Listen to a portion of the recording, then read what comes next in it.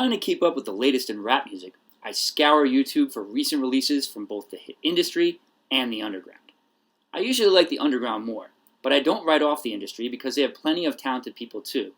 It's just frustrating to see how often artists seem to have their creative talents hampered rather than fostered by the labels.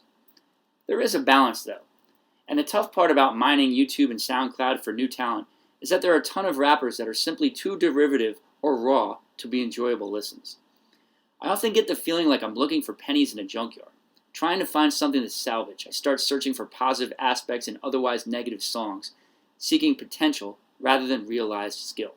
To put it short, listening to new artists' live streams or on Patrick CC or Rude Life with OTC Row can be a mixed bag, especially since there are so many young artists who want to be rappers but put out music that is derivative rather than original.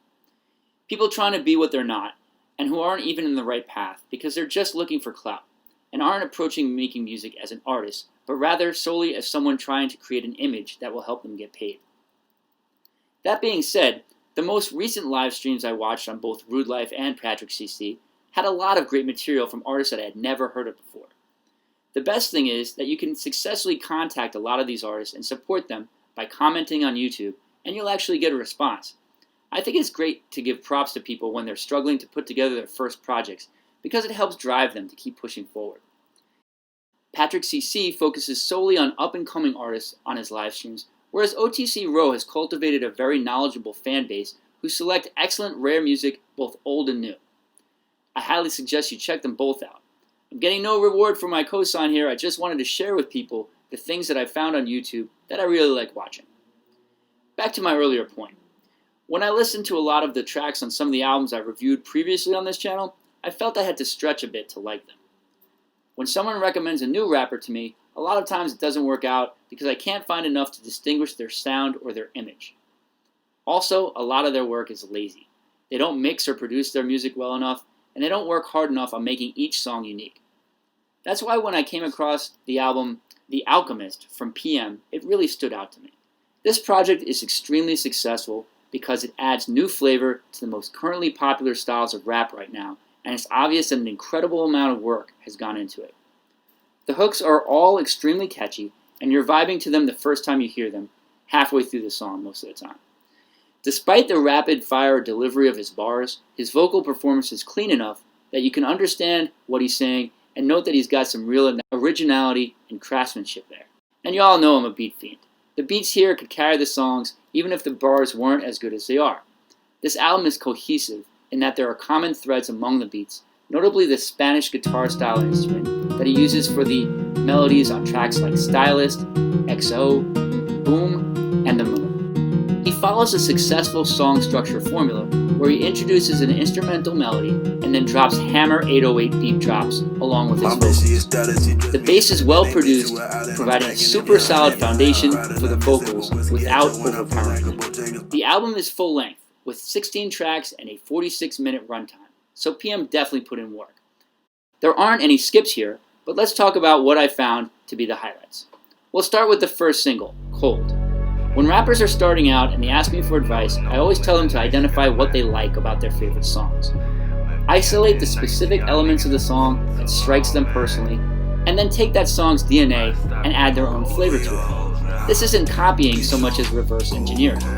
If you add your own flavor, you can create something almost unrecognizable from the original song, but still duplicating the feel about it that you like. In short, you don't have to reinvent the wheel, but you can put some new rims on it. I mention this because the song Cold gives me vibes from Travis Scott's best song, Goosebumps, but it's definitely not a copy. The way the synth bass line bounces up and down by octaves quickly is a trick I learned from that song, and I think it's a great sound that hasn't been overused. Cold has one of the best hooks on the album, and it makes sense that it's the first single. The mood is dark, the vocals are clear, and the vibe is immersive. My personal favorite track is Chasing Rabbits. I think the beat is excellent with a haunting melody and a cool synth effect. I think he could have added even more instrumentation tracks to it to bolster the melody, but PM keeps it simple and clean throughout, which works, especially because he does a lot of variation within the tracks, so it never gets overly repetitive. If I remix this, I would have added some supplementary bass synth or horn tracks to go with the high synth melody, especially during the instrumental breaks, but it sounds amazing as it is. The song right after it is excellent as well. XO starts off with a beautifully plucked Spanish guitar melody which rolls perfectly as a loop. The vocal flow is smooth on both songs.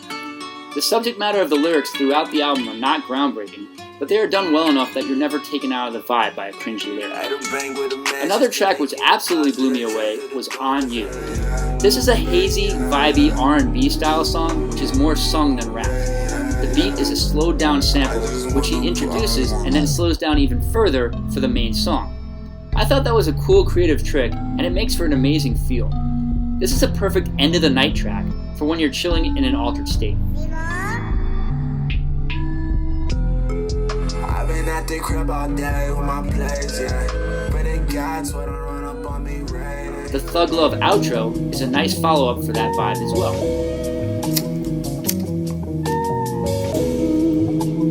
Don't let the fact that these songs are in the middle and the end of the album cause them to get lost or missed. They're all worthy of playlists.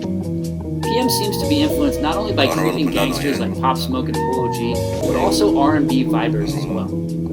It's not on the album, but check out the flip he did to Jadion's Favorite Mistake on the Callisto Records YouTube channel.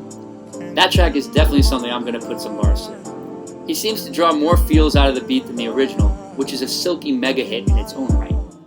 Other tracks I particularly liked are the fast-paced survival of the fittest, bass-thumping flow of Yuh Freestyle, and the ethereal flow of The Moon.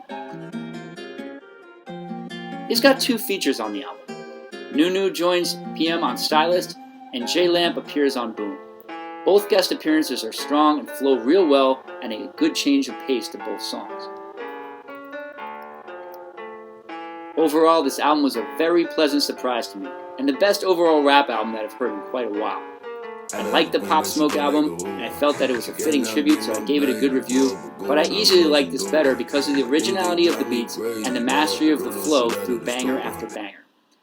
PM shows that he's a force to be reckoned with now, and I hope that people give him a listen here, because it's clear that he put in enough work to deserve it. I still believe he has potential to do even better, but this album has enough tracks that I truly enjoyed that the future is now for him as well. A couple of weeks ago, I gave Pop Smoke / 50 Cent a 93.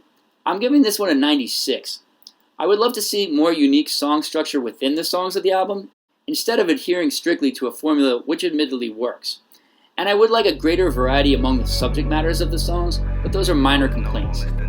Give this one a listen to, especially the songs that I highlighted, keeping in mind that this is a skip-free, worry-free purchase as an album. You'll be glad I put you on to it. Representing hard work and talent, this is Sean the Storm Grant, #stormpinball, wishing you all safety and health in these times, and reminding you to keep digging in the crates and exploring the live streams and SoundCloud, all the while setting aside the time to add your own voice to the mix as well. Peace.